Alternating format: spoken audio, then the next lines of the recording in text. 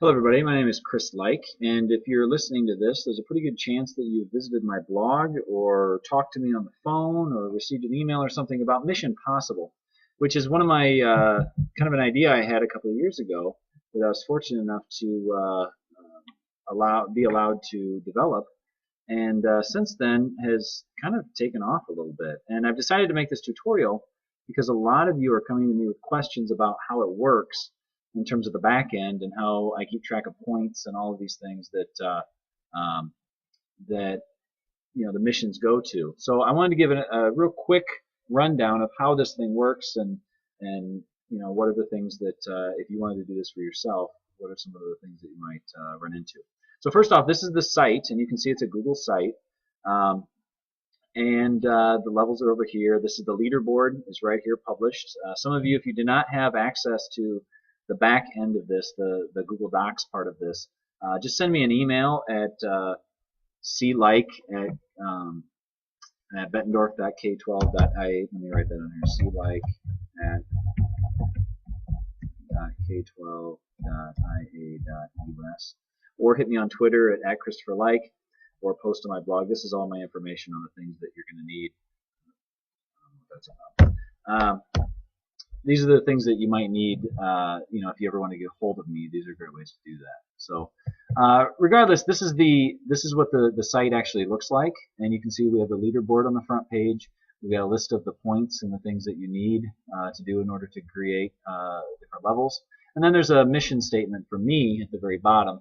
Some of the things that I think has helped with getting some buy-in by the teachers with the missions. But if you if you look at individual missions, like if we go to level 2, you'll see that on level 2 we have a table here. This is called a pivot table, and it's actually part of the back end of this. We didn't originally have this, but then we found that teachers forgot which missions they've already done. So we wanted to put this on here so that they can see which missions are have already been completed and which missions they still have to complete. And then of course the missions are right here. Now if you click on a mission, you're going to see there's a couple of things that probably happen. Each mission takes about 15 minutes. There's a lot of times there is a video to watch. Now this one you can see it says BetPD on it. That's because I did this with a screencast. Many of the missions I do with a screencast, and I upload them to YouTube so that we can link to them. Some missions I just went to YouTube and grabbed the video that I liked and did it that way. But the key to the back end of this has to do with these two surveys at the end. So you can see this one's on, I like my browser shiny, it's on Google Chrome. So, the first survey, this is a Google survey, you can see the standard survey form with submit button. It has their name, and then it says find one Chrome extension. This is usually a question that has to do with what mission they just watched. So this is kind of our double check to make sure they watched it. Then here, how does this apply to START? This is actually the exact same question on every mission. START is in Iowa, it's it's an acronym for the Characteristics of Effective Teaching. And so we wanted to implement that into the whole process as well. So that question's on there. But that form actually is not very important in terms of giving them points. The form that's important in terms of giving them points is this one. This one asks them to put in their mission number. Now the mission number, of course, is on the mission, so they would put 207 here, and then just rate this mission 1 through 5 as kind of a feedback to us on whether they liked it or not. This is actually how we give them points, and I'll show you that in just a second. When they fill this out, you can see that I get their username, I get their mission number, and then this stuff, which these 1 through 5, which actually isn't important. But once I get their name and their mission number, I'm able to do some Excel magic or Google Docs spreadsheet magic to kind of get the points to show themselves. So let's see how I do that. If you look at the back end of this, let me get into this here. There's a folder called Professional Development. And Professional Development, this is the folder I will share with you if you would like me to. It's shared with, I don't know, a couple of dozen people around the world right now. But in there are the missions that we have, or the levels that we have, and then there's just junk. But if we look at level 2, okay, if we look at level 2, you'll see that 2-7, that's mission 270, or 207 would be right here. And this is the actual, that first survey that they did. and you can see that they answered some questions on that first survey. But like I said before, I really don't care about that. What I care about is that second survey, and that second survey goes into this form right here. And you can see on this second survey, actually, when you open this, it just says pivot table down here. That's because I kind of hid these because I didn't want to accidentally ruin them. But this is this, mission number. That was the first question, and then this is the rate that mission, which I don't really care about right now. But the mission number right here and their username is what's very important. So what you can see here is what I've done on this column right here is, I don't know, where did I? Well, it looks like this one here has just a bunch of 2s. But in most of them, what I did is I just put a formula there that just says truncate those to one number, which would be the number of points. And you can see every mission level has its own worksheet. So here in mission level 4, this actually shows a little more of what I want to show you. But mission level 4 here, if I view those hidden sheets here, here's this, and this has a truncate, to take off the 2 decimals. Is basically what it is. So it takes 401 and turns it into a 4. It takes 412, turns it into a 4. This is the points awarded. So now I have their username and the points awarded on the same line. That's how I make my pivot table. So then I go over here and I make a pivot table. Okay, and when you make a pivot table, it has the mission number across the top, it has the name down here, and then it has the number of points in here. If you need information on creating a pivot table, the help files in Google Drive are actually very good.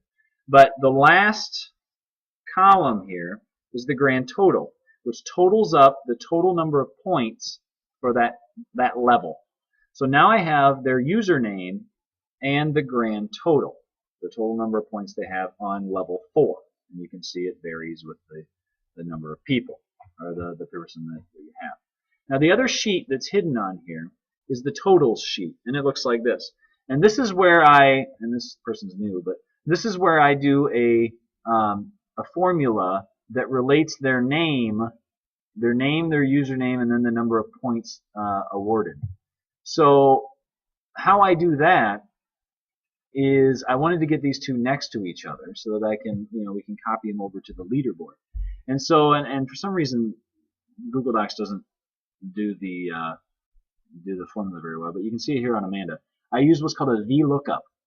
VLOOKUP, and then this is actually Amanda's username on that pivot table, and then it looks up the total number of points, okay, which happens to be in this this set of cells. And then I drag that down, and it does it for all the people on this form as well. And you can see the new people haven't made it to level 4, and so they're kind of non-available right now.